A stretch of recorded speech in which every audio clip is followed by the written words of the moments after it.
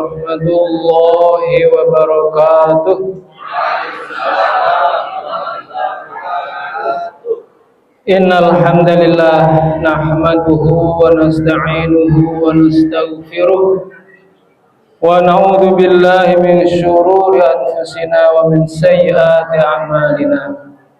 Alhamdulillahilladzi amarna bil luzumil jamaah wa nahana 'anil ikhtilaf wa tafarruq.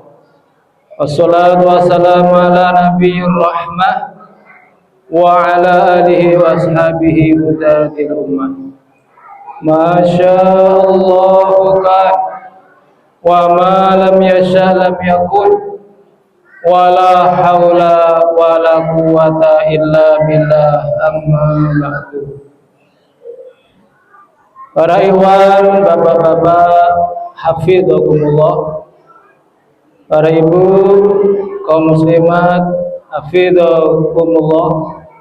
Alhamdulillah, pada pagi menjelang siang hari ini Allah masih mengkaruniakan kepada kita nikmat yang sangat besar, nikmat kesehatan salah satunya, di mana pada hari ini khususnya di daerah kami Citerep banyak para ikhwan yang diuji oleh Allah dengan kesehatannya. Seorang guru kita Ustaz Ahmad Soleh diberi ujian oleh Allah Subhanahu wa taala berupa sakit, tapi alhamdulillah beliau sudah bisa beraktivitas, bisa ngajar walaupun nggak bisa naik motor karena tangannya lemah sampai saat ini. Ustadz Iman Sulaiman sampai hari ini juga masih diuji oleh Allah Subhanahu wa taala. Juga ikhwan-ikhwan yang lainnya. Kita doakan para ikhwan yang sakit, yang kena musibah, yang diuji oleh Allah Subhanahu wa taala, mudah-mudahan sakitnya diangkat oleh Allah Subhanahu wa taala. Amin. Yang kena ujian musibah, mudah-mudahan ujiannya, musibahnya segera diangkat oleh Allah Subhanahu wa taala. Amin Allahumma amin. Alhamdulillah para ikhwan, ibu-ibu masih siap dengar? Kita berada di bulan apa ibu-ibu? Kita berada di bulan Rajab. Ya ibu-ibu jangan talim sendiri nih. Ada talim, belakang talim sendiri. Kata Pak Maat almarhum orang Tanjung Priok, ngaji itu artinya apa? Sing mengah mung siji. Pak Maat orang Tanjung Priok. Ngaji itu artinya apa? Yang bicara hanya satu, jadi yang lainnya mendengarkan. Itu namanya ngaji, ya kan? Jadi kita ada di bulan Rajab. Ibu-ibu ini talim sendiri nih, bapak-bapak aja lah. Bulan Rajab kita tahu adalah salah satu bulan yang dimuliakan oleh Allah Subhanahu wa taala. Ada berapa bulan yang diharamkan oleh Allah? Ashhurul Hurum ada 4. Dari 12 bulan, 4 bulan adalah bulan-bulan yang diharamkan, yang dimuliakan oleh Allah Subhanahu wa taala, yang dikhususkan melebihi bulan-bulan yang lainnya. Namun di bawah bulan Ramadan. Ada 12 bulan. Yang 4 adalah bulan hurum. Dalilnya mana? Nah, dalilnya mana ibu-ibu? Ibu udah pintar talim ya. Kita buka surat At-Taubah, mushafnya, nanti kita ngaji. Ayat ke-36, buka ya.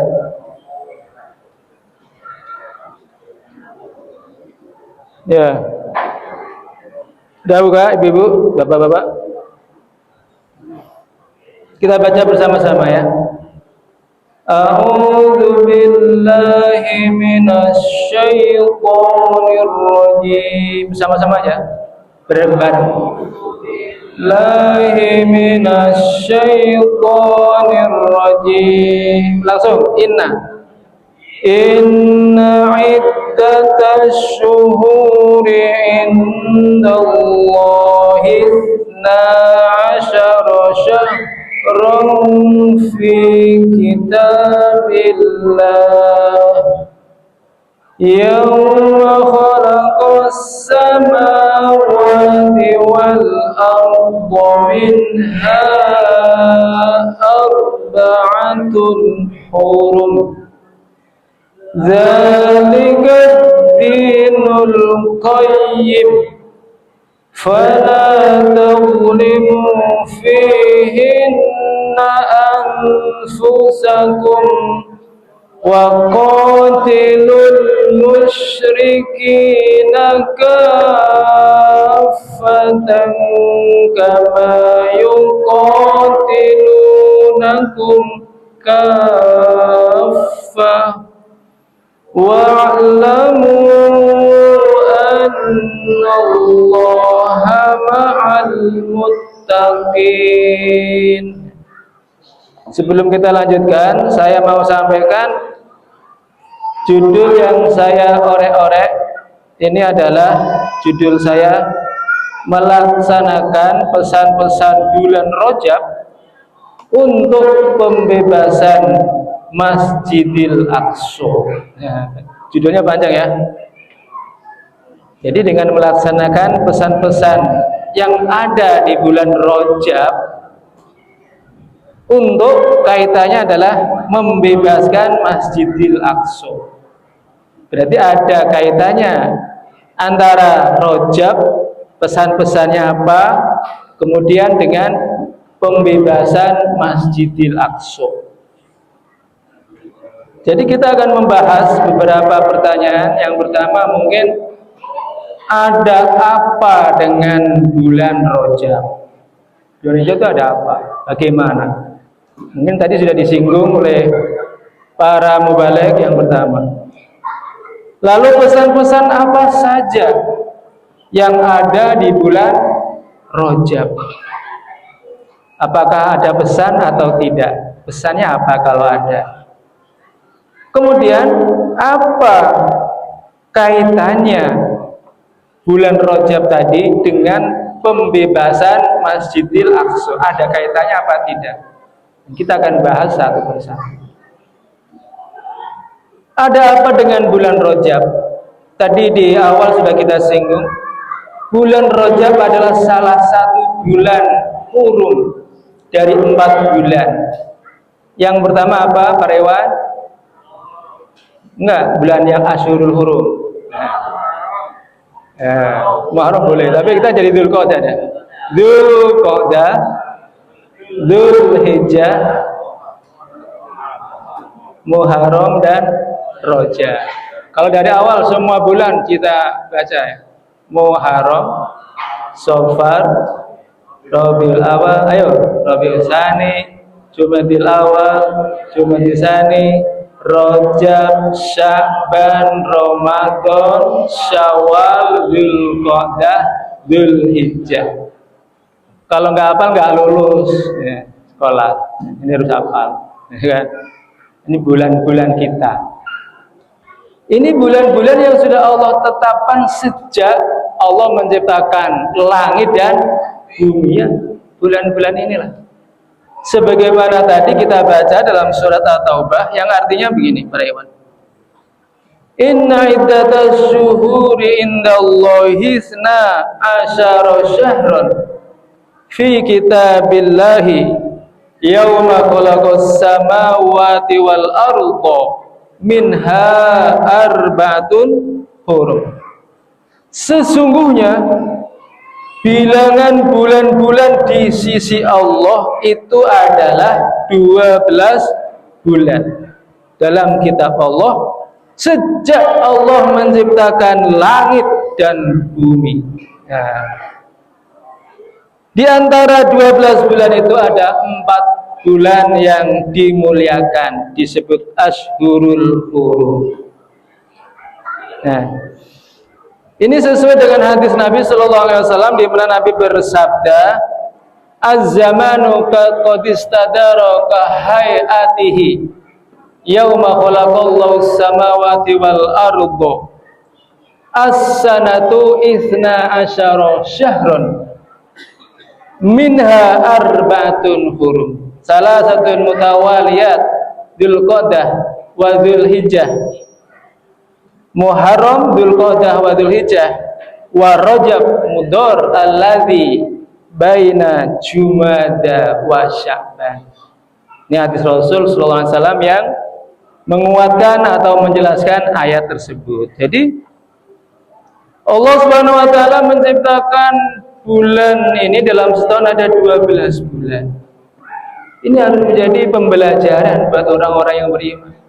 Jangan kita melewati satu bulan ke bulan berikutnya tak ada kesan, tak ada ibroh yang bisa diambil. Seolah-olah hari berlalu begitu saja, waktu berlalu begitu saja. Bahkan tahun berganti tahun tidak ada kesan, tidak ada perubahan, tidak ada peningkatan.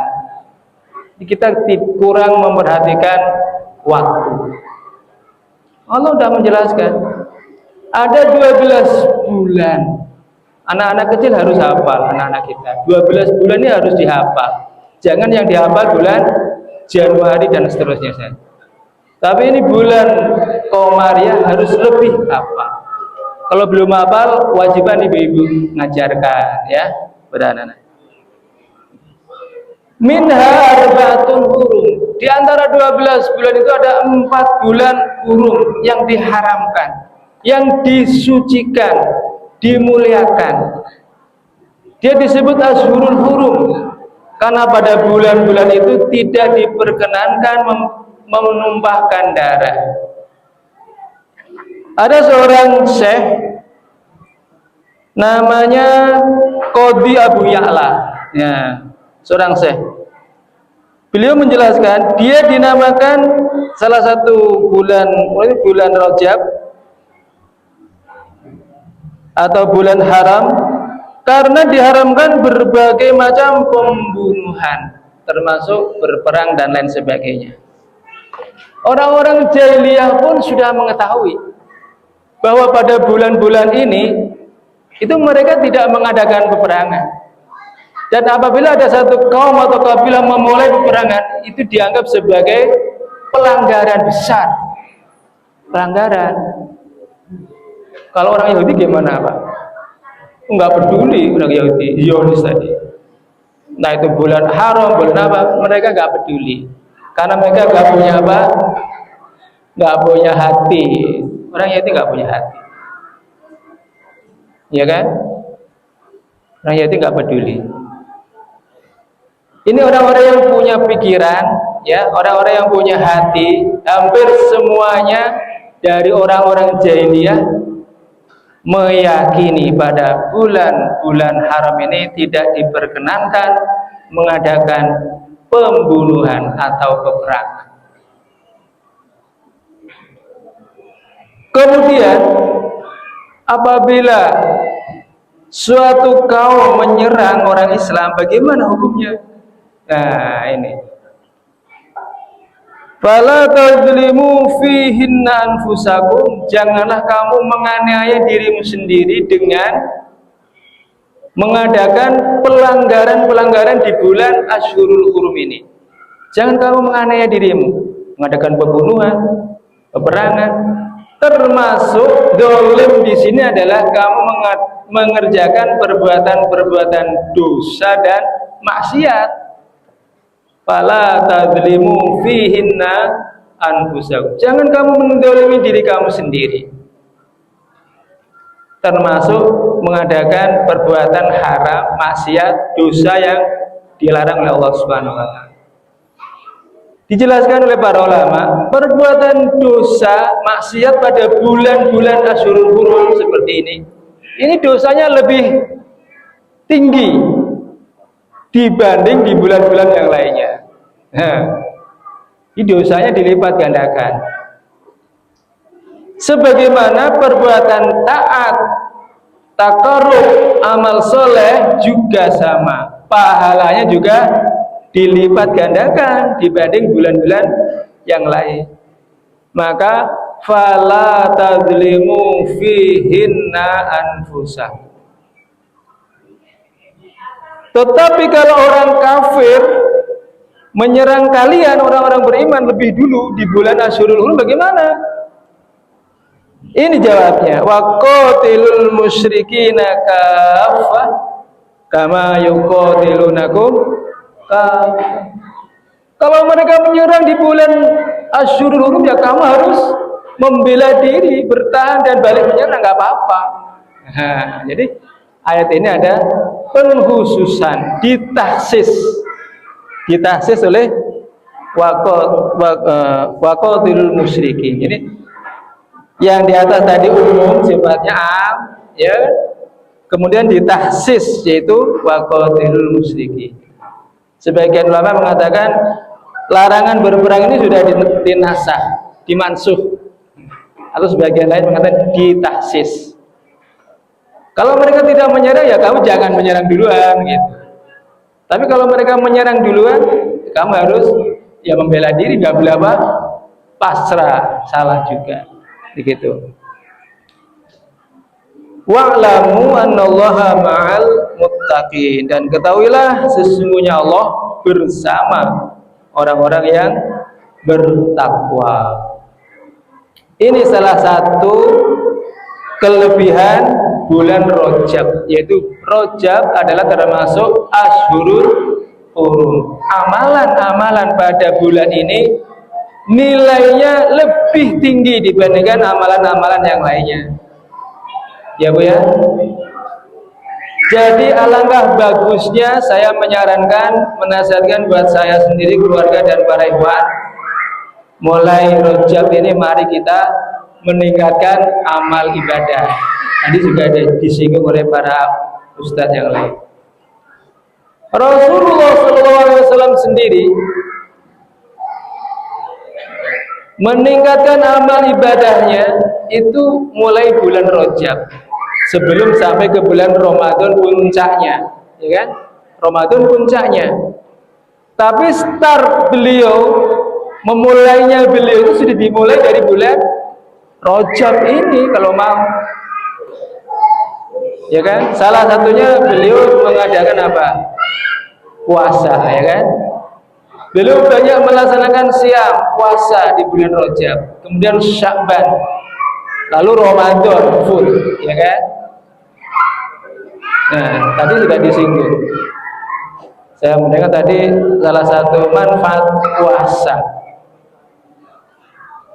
Walaupun hadisnya diperselisihkan, tapi dibenarkan oleh ilmu pengetahuan yang berbunyi sumu tasihu, betul ya?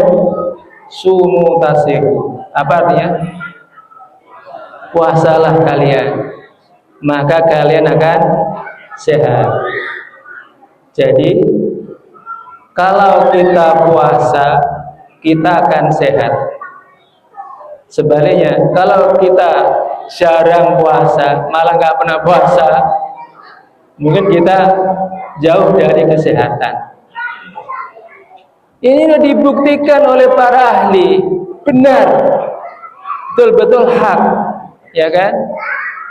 Karena sumber penyakit, saya pernah ngobrol, bertanya kepada seorang dokter.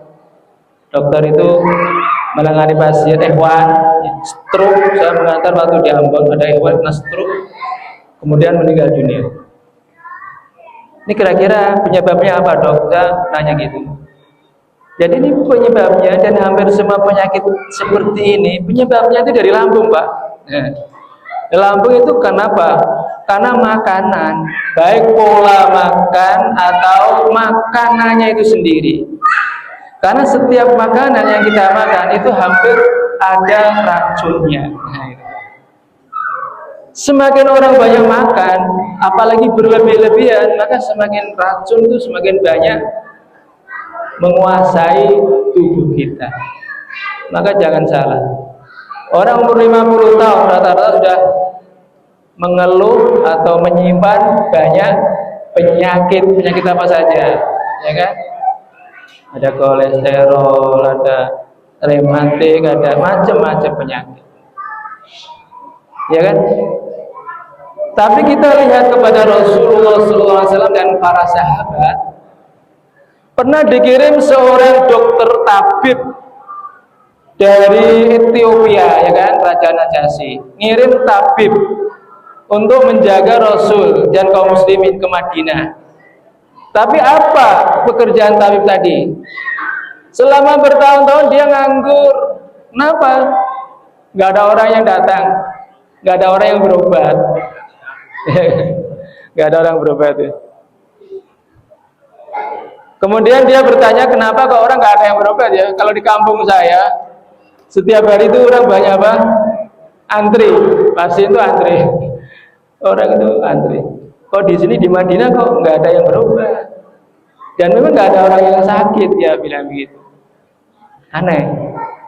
Kemudian dijawab, nahnu kaumun, kami adalah suatu kaum yang kami tidak makan kecuali kalau sudah lapar.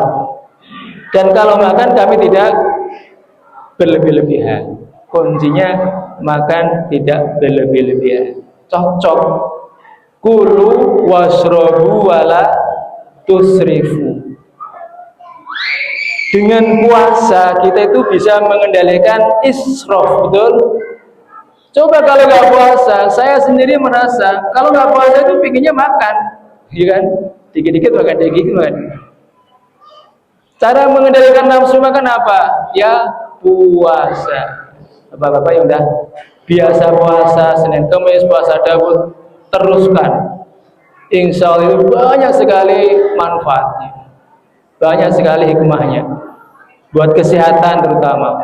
Apalagi jelas-jelas puasa itu adalah satu bentuk ibadah yang pahalanya hanya Allah yang mengetahuinya. Allah yang mengetahui, ya kan? Dan Allah yang akan memberikan balasannya langsung. Para anak muda latih puasa minimal Senin Kamis. Insya Allah dengan puasa hidup kita akan semakin terarah, akan semakin teratur. Makanan kita tidak berlebih-lebihan, ya Allah. Saya pernah bicara-bicara teman juga. Teman tadi bicara sama dokter juga. Jadi setiap yang kita makan itu pasti mengandung bibit kanker. Tapi tidak semua orang sama makanannya yang menyebabkan dia mempunyai bibit kanker itu. Dan kalau kita puasa, maka bibit kanker tadi akan berkurang sekian persen. Kalau makan lagi nggak puasa lagi, bibit kanker akan tumbuh lagi. Puasa lagi akan kurang lagi, begitu seterusnya. Nah kalau puasanya rutin, itu kanker tadi bibitnya itu akan hilang. Mohon maaf, bukan nakut-nakuti. Semua orang kata dia. Ini termasuk dokter spesialis, ya kan? Puasa yang luar biasa. Jadi salah satu mengapa Rasul dan para sahabat itu sehat, itu adalah salah satunya mereka, beliau-beliau itu orang-orang yang membiasakan puasa. Ini apa namanya, cara yang paling bagus untuk menjaga kesehatan. Salah satunya itu puasa. Alhamdulillah. Kemudian juga ibadah-ibadah yang lainnya. Mari kalau kita masih bisa kita tingkatkan mulai bulan Rajab sampai nanti Syaban dan Ramadan. Kemudian Rasul juga mendoakan, ya, berdoa untuk bulan Rajab dengan doanya bagaimana? Allahumma barik lana fi Rajab wa Sya'ban wa balighna Ramadan. Dalam riwayat yang lain wa barikna Ramadan. Coba kita baca, Allahumma barik lana fi Rajab wa Sya'ban wa balighna Ramadan. Dalam bulan Rajab ini Rasul sudah meminta keberkahan Apa itu keberkahan? Keberkahan adalah kebaikan yang bertambah-tambah. Kebaikannya terus meningkat, bertambah. Itu berkah. Orang hidupnya berkah kalau kebaikannya itu bertambah. Ya, bukan yang lainnya. Itu salah satu keistimewaan bulan Rajab. Yang pertama adalah dia adalah bulan Ashhurul Hurum, ya. Baik. Kemudian ada apa dengan bulan Rajab? Ya. Ada apa dengan bulan Rajab? Selain dia Ashhurul Hurum, ada beberapa peristiwa penting yang terjadi di bulan Rajab. Yang pertama apa, Ibu-ibu? Coba dijawab. Yang pertama apa keistimewaan yang ada di bulan Rajab?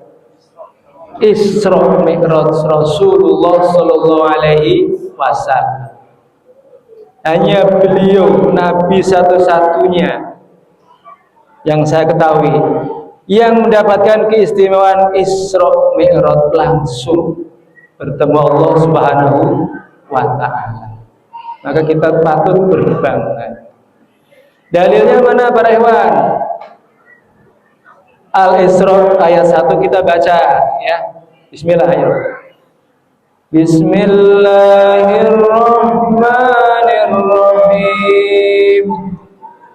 Subhanalladzi asra bi'abdihi lailan minal masjidil haram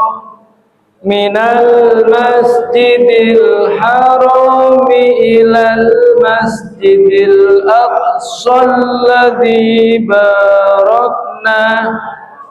alladzi barakna haulahu linuriyahu min ayatina innahu huwas samiul basir. Ini dalil Isra-nya. Kalau Mi'raj-nya ada di surat apa?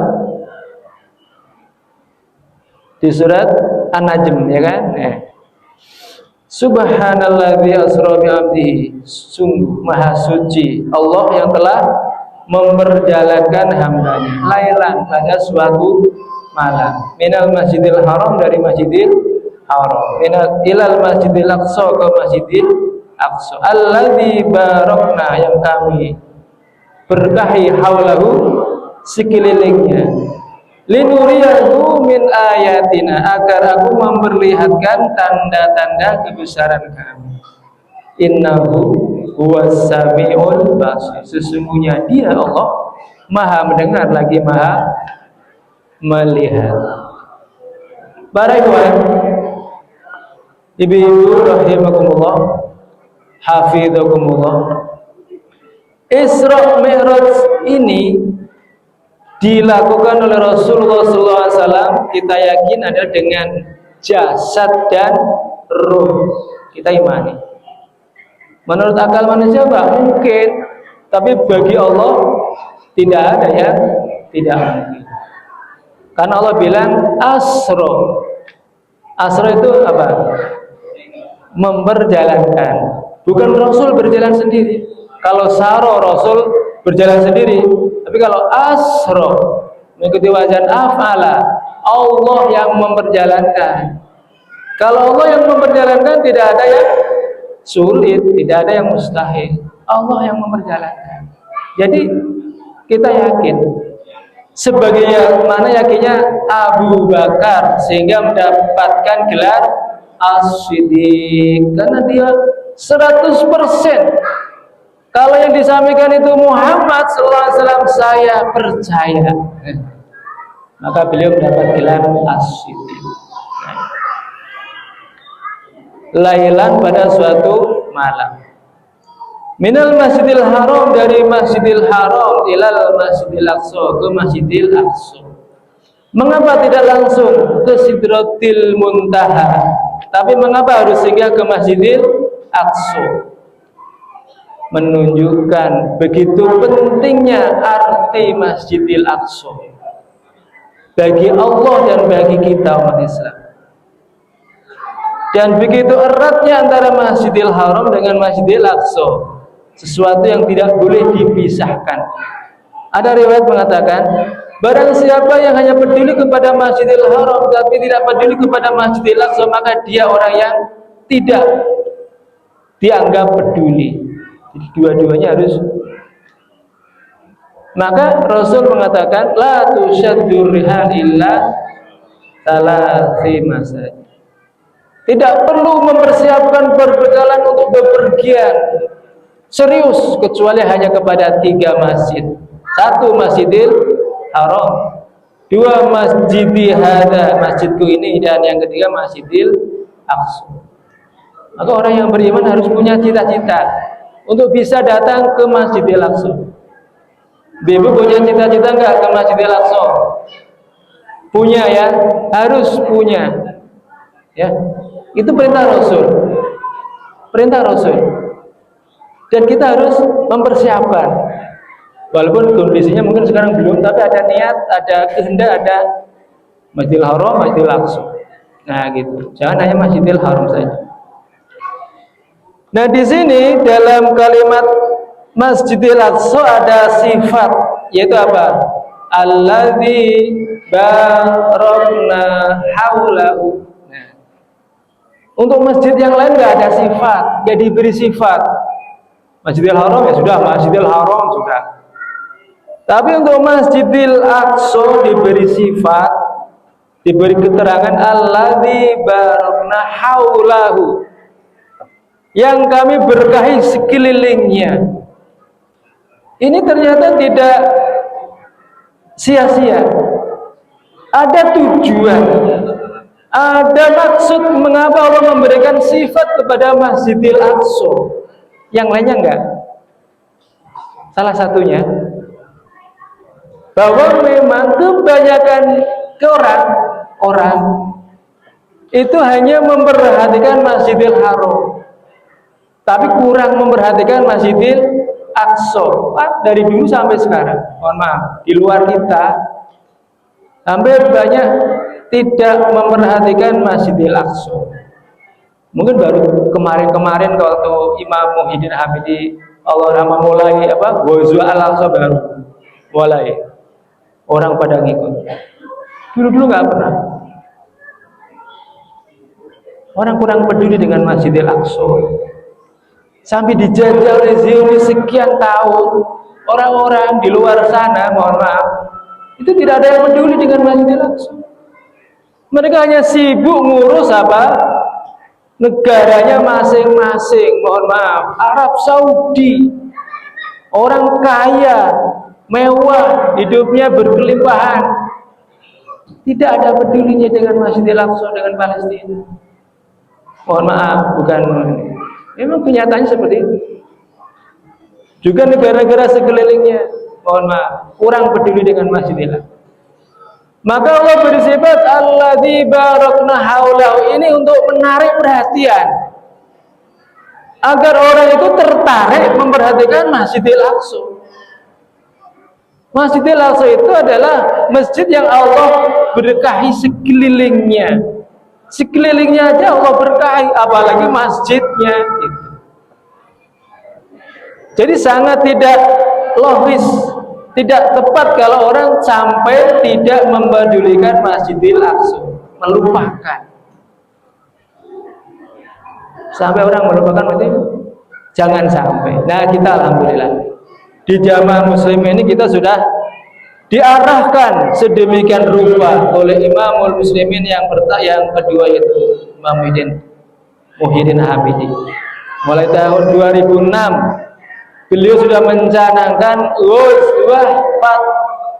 Fat Masjidil Aqsa, ya kan? Perang untuk merebut kembali, menaklukkan Masjidil Aqsa sejak 2006. Nah, itu saya di Ambon. Pasti pas ada lokmat pertama, saya pas hadir di Jakarta, ikut lokmat, alhamdulillah sampai sekarang, ya kan? Jadi yang pertama tadi Rajab adalah bulan Asyurul Hurum. Yang kedua, dalam bulan Rajab ada peristiwa besar, peristiwa monumental, yaitu apa? Isra Mi'raj Rasulullah Shallallahu Alaihi Wasallam, yang kita yakini beliau di Isra Mi'rajkan oleh Allah dengan tubuh dan ruh. Nah, walaupun hanya beberapa jam, kata Aisyah, beliau meninggalkan rumah hanya beberapa jam. Nah, tapi ternyata di alam sana beliau sudah berhari-hari lamanya. Beda ukuran hari di dunia dengan di luar. Kemudian para ikhwan rahimakumullah, peristiwa kedua yang cukup dahsyat juga apa kira-kira para ikhwan? Ibu-ibu tahu? Pada bulan Rajab dalam sejarah Islam adalah kemenangan Rasulullah SAW dan kaum muslimin dalam perang Tabuk. Perang Tabuk, ingat ya, perang Tabuk itu perang yang sangat berat. Belum pernah para sahabat merasakan sesuatu peperangan yang berat, payah, susah melebihi perang Tabuk. Bayangkan, terjadi di bulan Rajab yang waktu itu musim panas yang sangat-sangat terik. Nah, sangatnya dua kali, sangat-sangat terik. Teriknya Bogor tidak sama dengan teriknya Madinah. Lebih panas mana para ikhwan? Madinah, walaupun saya belum pernah ke sana, tapi yakin lebih panas Madinah. Gersang, tandus. Kemudian waktu itu mencari dana, mencari mal untuk berangkat atau berbekal juga susah. Mencari kendaraan juga susah. Perjalanannya jauh, berapa kilo? Berapa kilo? Jarak Madinah sampai ke Tabuk itu 700 kilo. Dari Bogor sampai ke Jawa Timur mungkin ya. Kalau Jawa Tengah, Semarang baru 500. Berarti masih 200 mungkin sampai ke perbatasan Jawa Timur. Itu dilakukan para sahabat tanpa mengeluh. Tanpa menentang, nggak ada penentangan, semuanya taat. Bayangkan, bekalnya kira-kira dari mana? Cari sendiri-sendiri. Sampai diceritakan, ya, satu ekor unta itu dikendarai oleh 2 orang bahkan lebih untuk gantian. Yang satu atau 2 naik, yang lainnya jalan berapa kilo gitu. Karena nggak ada kendaraan susah. Juga minimnya perbekalan. Sampai diceritakan begini, satu buah kurma itu kadang-kadang dimakan oleh 2 orang bergantian. Bahkan ada lagi yang mengatakan satu buah kurma itu dicicipi oleh 10 orang. Caranya gimana coba? Caranya gimana? Satu kurma jadi cuma dikenyot doang satu orang. Udah, habis itu apa? Minum. Dia nggak mau makan. Dia ingat apa? Ini teman saya juga sama. Namanya kasih ini. Dia apa? Hanya ngenyot doang. Udah, habis itu minum, kasih temannya lagi. Itu sampai 10 orang, Masya Allah. Kayaknya kita belum pernah mengalami kemiskinan seperti itu ya. Parah. Kemudian Umar sendiri mengatakan, kami berangkat ke Tabuk bersama Rasul, itu sangat terik. Sehingga leher-leher kami itu serasa akan putus. Karena saking apa? Haus keringnya. Sampai ada orang mau minum udah nggak ada air, akhirnya dia sembelih apa? Ontanya. Kemudian bunuh unta yang menyimpan air tadi, dia apa? Peres, airnya diambil, kemudian buat minum. Ontanya disembelih. Jadi kalau kita bayangkan, nggak nyampe lah 700 kilo berjalan bergantian, ya kan? Perbekalannya minim, ya kan? Kalau sekarang kan kalau diamanati kasih, ini nggak ada. Kendaraannya minim. Musuhnya itu adalah Romawi. Udah bayangkan lagi. Musuhnya adalah bangsa Romawi. Itu bangsa yang paling kuat pada waktu itu kan. Adidayanya waktu itu ya Romawi sama Persia. Amerika kalau sekarang itu Romawi. Itu yang akan dihadapi oleh Rasul dan kaum muslimin. Tidak main-main. Kenapa Rasul sampai berangkat ke Tabuk? Karena Rasul mendengar berita bahwa bangsa Romawi sedang mempersiapkan pasukan berjumlah 200.000 orang. Untuk apa? Untuk menyerang Madinah. Rasul orangnya sigap. Berita itu direspon oleh Rasul. Rasul memobilisasi kaum muslimin agar tanpa kecuali semuanya dimobilisasi untuk berangkat ke Tabuk. Kalau sementara ini pergi ke suatu peperangan, beliau merahasiakan tempatnya, tapi untuk ke Tabuk Rasul tidak merahasiakan, terang-terangan. Tuh, jauh, jaraknya jauh. Orang yang beriman akan terlihat ini. Sami'na wa ta'na. Orang yang hatinya ada penyakit nifaq kelihatan. Tanya apa? Alasan. Sekaligus ujian itu. Nah itu ya. Ternyata setelah ditempuh perjalanan kurang lebih 1 bulan, tiba di Tabuk, Rasul tidak menemukan pasukan Romawi. Romawi tidak memperlihatkan diri, tidak jadi menyongsong muslim. Mungkin mereka sudah apa? Ada rasa takut juga.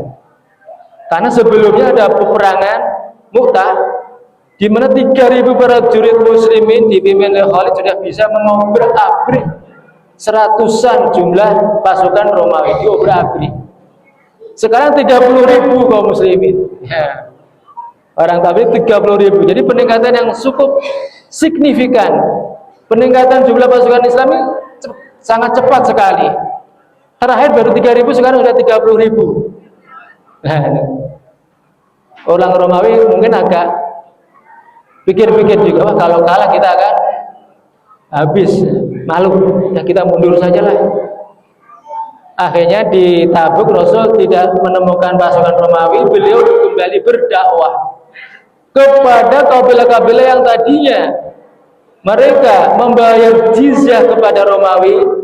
Hampir semuanya mereka tunduk patuh kepada Rasulullah Sallallahu Alaihi Wasallam, memihak kepada Islam, memberikan jizyah. Ini adalah kemenangan yang besar, sehingga apa? Pamor kaum muslimin naik tinggi. Wah, muslimin, orang Romawi gak berani menghadapi. Kira-kira ibu-ibu, bapak-bapak, mengapa kaum muslimin pada waktu itu begitu mendapatkan ini, langsung berangkat dan mendapatkan kemenangan yang luar biasa? Kira-kira jawabannya apa? Jawabannya kenapa? Kenapa kaum muslimin begitu mudah mendapatkan kemenangan? Ditakuti musuh. Tadi salah. Karena kaum muslimin punya imam. Kaum muslimin berjamaah. Satu komando. Itu perang Tabuk.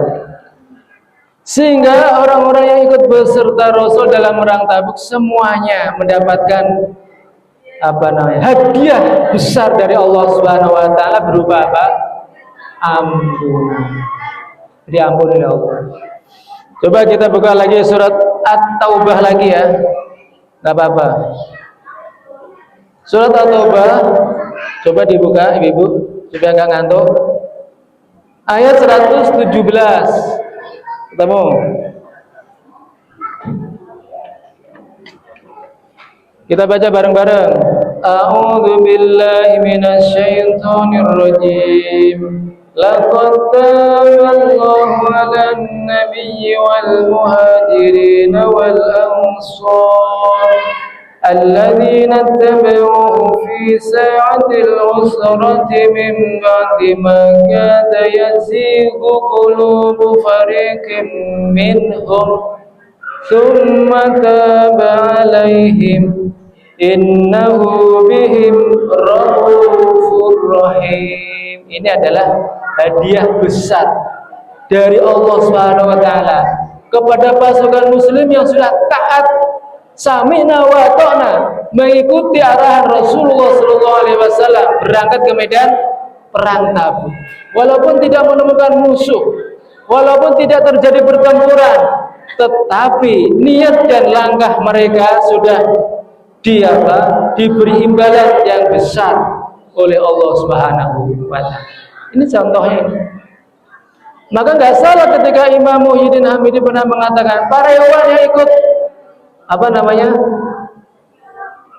solidaritas. Waktu itu di mana ya? Di Jakarta, di kedutaan besar Amerika. Ini para hewan sama dengan datang ke Palestina. Nggak salah, ada contohnya. Walaupun mereka tidak berperang, tapi mereka sudah mendapatkan pahala orang yang sudah berperang. Diampuni semua dosanya oleh Allah Subhanahu wa taala. Saya artikan nih. Laqad taballah, sungguh. La dan qad itu dua kan? Udah ada dua taukid. Sungguh benar-benar, nah gitu ya, udah sungguh benar-benar. Allah menerima taubat. Allah memberikan taubat, mengampuni ala nabi terhadap Nabi sallallahu alaihi wasallam, wal muhajirin dan kaum muhajirin, wal ansor dan orang-orang ansor, alladzina tabauhu yang mengikuti beliau fi sa'atil usrah pada sa'atil usrah, perang Tabuk, perang yang penuh kesusahan, kesulitan. Maka perang Tabuk dinamakan juga perang al-usrah, jaisul usrah. Jadi Allah Subhanahu wa taala sudah mengampuni ini. Semua peserta perang Tabuk mendapatkan ampunan dari Allah Subhanahu wa taala. Kalau kita udah belum? Mudah-mudahan kita juga diampuni Allah Subhanahu wa taala. Amin. Jadi jangan sampai kita menganggap sepele seorang sahabat. Jangan pernah.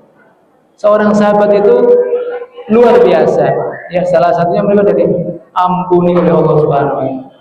Wal muhajirin wal ansor, baik orang-orang muhajirin dan orang-orang ansor, alladzina tabauhu, yang mereka mengikuti Nabi fi sa'atil usra, pada saat kesusahan. Maksudnya ada perang Tabuk ini.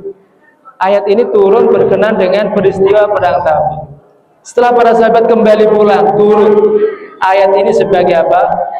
Penggembira bahwa usaha para sahabat, usaha para ikhwan yang ke Tabuk tadi diganjar oleh Allah Subhanahu wa taala. Syamri mimba bima yaziu qulubu fariqim minhum, sesudah segolongan dari mereka itu hampir-hampir tergelincir hatinya. Kenapa? Karena merasakan begitu beratnya perjalanan, begitu susahnya perjalanan, haus, terik, gak ada bekal, jalan.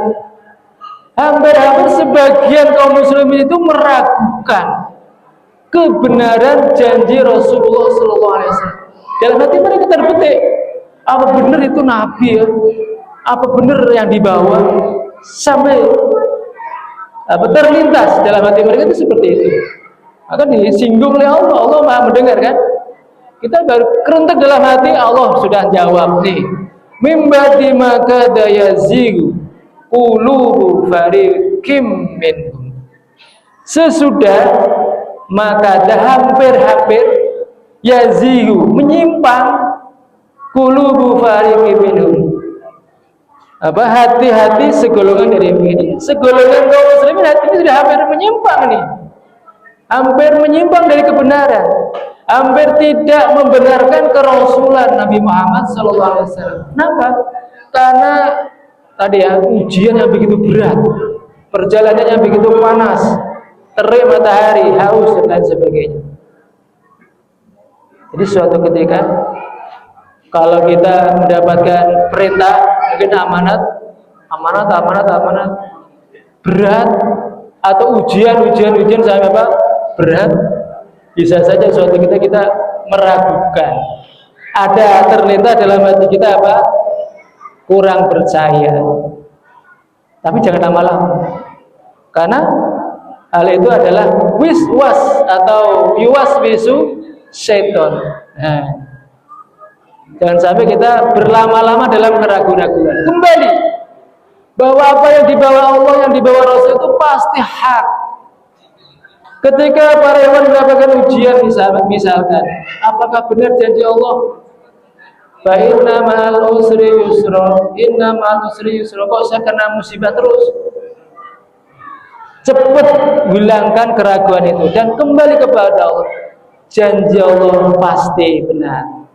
Kembalikan kepada Allah.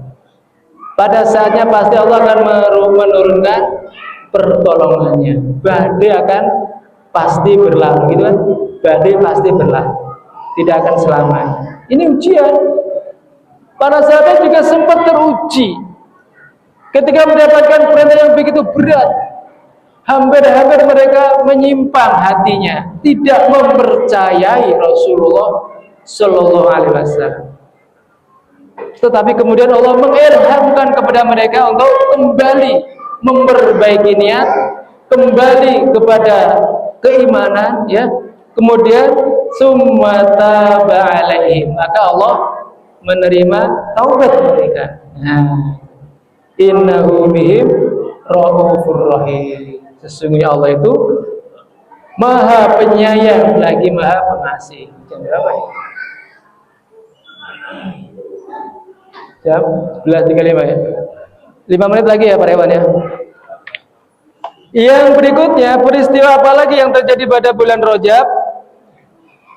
Pembebasan Palestina, Masjidil Aqsa. Oleh siapa? Salahuddin Al-Ayyubi rahimahullah. Ini terjadi juga pada bulan Rajab. Ya. 27 Rajab tahun 583 Hijriah adalah saat terjadinya pembebasan Masjidil Aqsa oleh kaum muslimin yang dipimpin oleh Salahuddin Al-Ayyubi. Bulan Rajab para ikhwan. Jadi bulan Rajab ini bulan yang penuh keberkahan. Mudah-mudahan dengan bulan Rajab ini perjuangan merebut Masjidil Aqsa juga apa? Terus meningkat. Ya kan? Jadi sesudah hampir satu abad kaum salibis menguasai Masjidil Aqsa. Hampir satu abad, bayangkan. Ya. Mereka hasut ingin menguasai kaum muslimin, ya kan? Kemudian kaum muslimin waktu dalam keadaan terpecah belah, tidak kompak, maka mereka bisa menguasai Masjidil Aqsa. Selama berapa tahun? Hampir satu abad, 88 tahun. Ya kan? Ketika kaum salib menguasai perang, yang terjadi adalah apa? Pembantaian. Orang-orang Islam yang ada di sekitar Masjidil Aqsa semua dibantai. Orang-orang tua dibantai. Para ulama-ulama dibantai. Orang-orang yang sedang iktikaf dibantai habis. Yang bercerita orang Kristen sendiri. Sampai Masjid Aqsa itu penuh dengan genangan darah. Masya Allah. Mudah-mudahan mereka semuanya dicatat sebagai syuhada. Amin Allahumma amin. Demikian pula kaum muslimin di Palestina hari ini, saat ini, yang menjadi korban kebiadaban Zionis Israel. Mudah-mudahan mereka semuanya menjadi syuhada yang diterima di samping Allah, di sisi Allah Subhanahu wa taala. Amin Allahumma amin. Jadi kaum muslimin di bawah kepemimpinan Salahuddin Al-Ayyubi berhasil memukul mundur kaum salib dan merampas kembali wilayah-wilayah yang tadinya dikuasai oleh orang-orang salib. Damaskus, Syria, semuanya yang tadinya dikuasai oleh orang-orang salib berhasil diambil alih kembali oleh Salahuddin. Al-Ayyubi. Inilah kalau Allah memberikan kemenangan, semuanya adalah mudah bagi Allah Subhanahu wa taala. Tapi ingat, perjuangan Salahuddin Al-Ayyubi tidak mudah. Perjuangan beliau untuk bisa memenangkan, merebut kembali Masjidil Aqsa itu perlu perjuangan yang sangat berat. Ya, beliau berputar ke negeri-negeri. Mulai ketika kaum muslimin masih kalah, banyak tawanan-tawanan, anak-anak muda yang menjadi tawanan orang-orang Kristen di tempat-tempat pengungsian. Mereka dididik oleh Salahuddin Al-Ayyubi, diberi semangat ruh jihad untuk bisa merebut kembali Masjidil Aqsa. Perlu waktu yang cukup lama, dari tarbiyah, ya kan? Kemudian dari masjid ke masjid, beliau selalu mengumandangkan persatuan. Nah, ini kuncinya. Beliau berkeliling dari daerah ke daerah lain untuk mengajak menjalin persatuan. Di samping menanamkan akidah cinta kepada Masjidil Aqsa. Maka pada tahun itu, ya, tanggal 27 Rajab 583 Hijriah, kaum muslimin berhasil merebut kembali Masjidil Aqsa. Allahu Akbar. Kemudian pada malam itu semua kaum muslimin berduyun-duyung masuk ke Masjidil Aqsa dengan penuh rasa syukur, meneteskan air mata. Semuanya bersujud syukur, termasuk Salahuddin Al-Ayyubi. Sujud syukur kepada Allah Subhanahu wa taala. Setelah sekian lama, hampir 1 abad mereka merindukan untuk bisa memasuki Masjidil Aqsa. Sekarang tiba saatnya. Allah memberikan kemenangan. Mereka bisa memasuki Masjidil Aqsa, menguasai Masjidil Aqsa, membersihkan Masjidil Aqsa dari noda-noda orang-orang kafir. Di situ ada patung, ada babi dan lain sebagainya, dibersihkan semuanya. Kemudian dipersiapkan besok harinya, itu hari Jumat, untuk sholat Jumat. Mulai dikumandangkan azan. Setelah sekian lama tidak terdengar azan. Mudah-mudahan nanti kalau Allah menghendaki Masjidil Aqsa direbut kembali kaum muslimin. Allahu Akbar. Amin Allahumma amin. Ya kan? Kemudian di malam Isra, pas malam 27 Rajab itu, semua umat Islam berbondong-bondong menuju masjid kebanggaan umat Islam, disertai rasa syukur, tahlil, takbir dan tahmid. Subhanallah, alhamdulillah, wala ilaha illallah, Allahu akbar. Kuncinya apa para ikhwan? Kenapa Salahuddin bisa menguasai kembali Masjidil Aqsa? Sama, yaitu persatuan.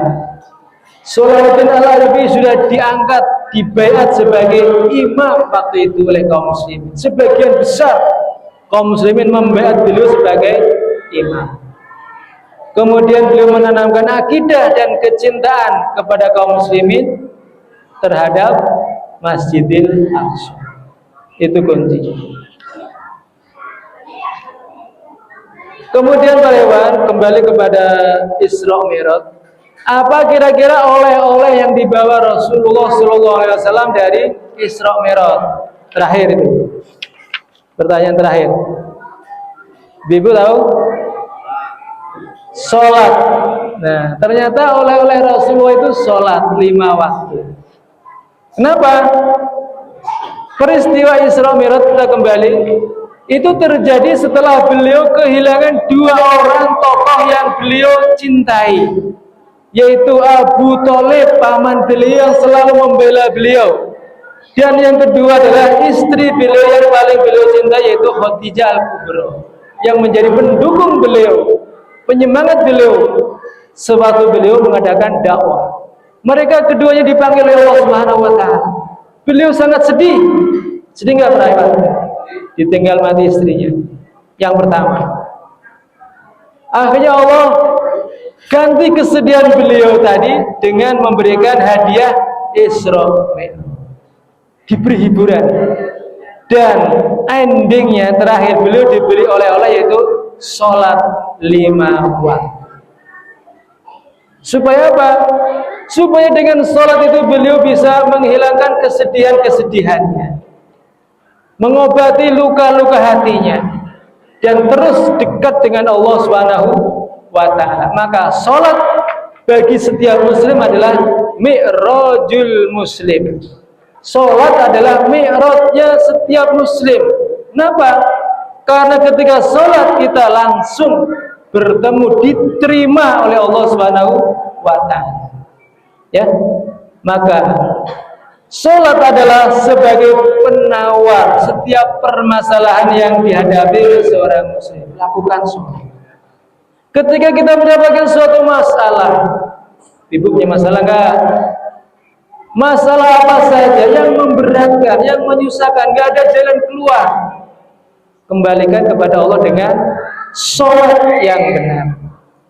Maka ketika sholat dilaksanakan dengan benar, itu adalah solusi yang terbaik dari Allah Subhanahu wa ta'ala. Nabi apabila beliau mengalami suatu masalah berat, beliau sholat. Ya, idza hazzabahu amrun faza ila sholat. Diterangkan begitu.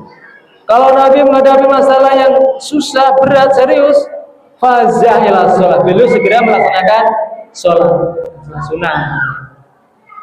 Kemudian yang terakhir sekali, untuk sholat berjamaah, untuk sholat 5 waktu, ditekankan agar sholatnya dengan berjamaah. Lebih khusus lagi untuk sholat subuh. Betul? Betul. Kenapa? Karena sholat subuh itu menjadi ukuran, menjadi barometer. Kalau para hewan ringan melaksanakan sholat subuh berjamaah, insya Allah sholat yang lainnya akan ringan. Dan itu ternyata menjadi tolak ukur kemenangan kaum muslimin untuk bisa mengalahkan siapa? Yahudi. Kenapa? Ini ada cerita terakhir ya. Namanya Syekh Maulana Tariq Jamil, ya. Ketika beliau berdakwah di Yordania, berbatasan dengan Israel, masih terjadi perang, ya. Kemudian tiba waktu sholat subuh, beliau dengan para ikhwan yang lainnya, kaum muslimin, sholat di sebuah masjid berjamaah, sholat subuh. Nah, ternyata dia melihat ada seorang tentara Yahudi datang melihat, nengok ke masjid, habis itu apa? Pergi lagi, hanya nengok doang tentara. Oleh saya tadi, si tentara tadi dia apa? Disamperin, kira-kira gini. Loh mas, kenapa kok tadi saya melihat kamu apa? Nengok ke masjid kemudian pergi lagi. Nah, si Yahudi tadi, tentara tadi berkata begini, ya, saya tadi memang sengaja mau nengok kalian sholat subuhnya berapa orang, banyak apa enggak. Kenapa kok begitu? Karena di dalam kitab kami, kitab suci kita, kitab suci orang Yahudi, itu disebutkan begini, apabila kaum muslimin sholat berjamaah subuhnya sama banyak dengan sholat Jumu'ah, dengan sholat apa? Jumu'ah, maka tiba saatnya kehancuran bagi orang Yahudi. Kitab mereka ada begitu. Kata si tentara Israel, saya tadi nengok ke masjid, ternyata yang sholat subuh belum sebanyak yang sholat Jumu'ah, maka hati saya tenang karena kalian belum bisa mengalahkan kami. Nah, apa yang bisa kita ambil dari kesimpulan ini? Marilah kita menyiapkan niat mengalahkan Yahudi, yaitu salah satunya apa? Menghidupkan sholat subuh berjamaah. Saya yakin, walaupun ini sumbernya dari kitab Yahudi, tidak bertentangan dengan Islam.